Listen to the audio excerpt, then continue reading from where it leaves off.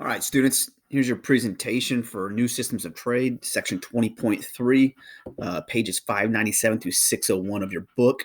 Starting off, there's some smallpox on my shoulder.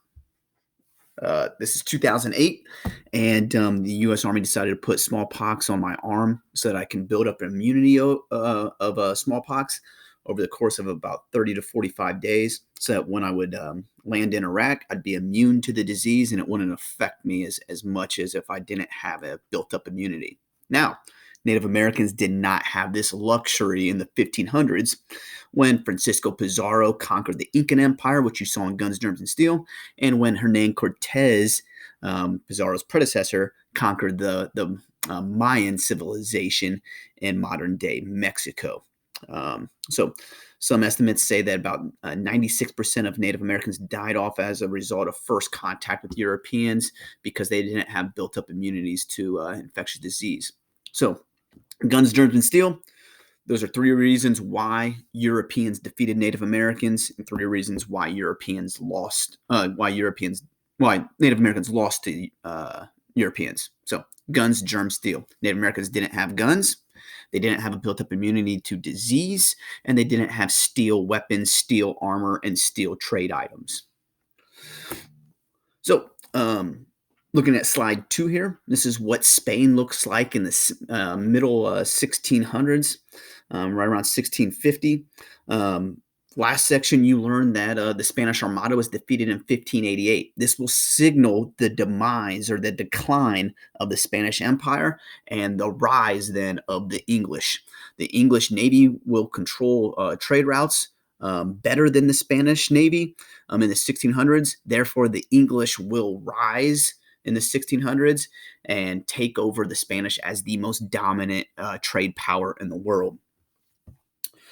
So what I want to quickly discuss real quick is the Columbian Exchange. Now, after these explorers discover the New World and conquistadors conquer parts of Central and South America, you have this Columbian Exchange where there's an exchange of plants, animals, and ideas between Old World and New World. And this will have significant consequences. For example, Europeans haven't been introduced to corn before the Columbian Exchange. This will revolutionize European society. Same as potatoes. This will revolutionize Irish society. Those crops were not in Europe prior to the Columbian Exchange. Some consequences of the Columbian Exchange are disease. Disease will be transported from Africa and Europe over to the New World, and this will wreak havoc on Native American communities, disease like smallpox. Then another consequence of the Columbian Exchange is slavery. Native Americans will be Europeans' first slaves. They'll run away from their plantations. They'll die of infectious disease. And then increasingly over time, slaves will be transported from a pre-existing slave market in Africa over to the New World, and Africans will increasingly be used as slaves.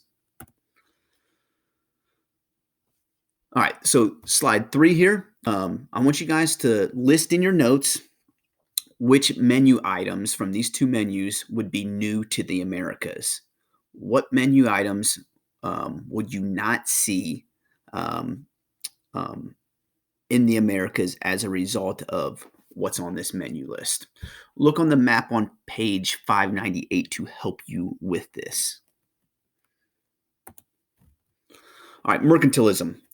Now, mercantilism will develop as a system of trade between European mother countries and its colonies in the New World. The mother country will control all economic activity in its empire, especially with its colonies. The goal is to accumulate as much gold and silver in the mother country as possible. Gold and silver was wealth during this time frame.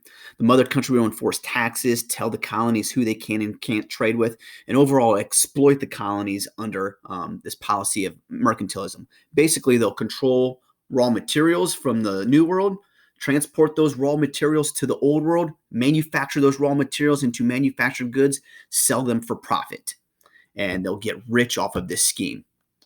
So, hope you guys are doing well. This concludes the presentation over New Systems of Trade, section 20.3. Have a good day.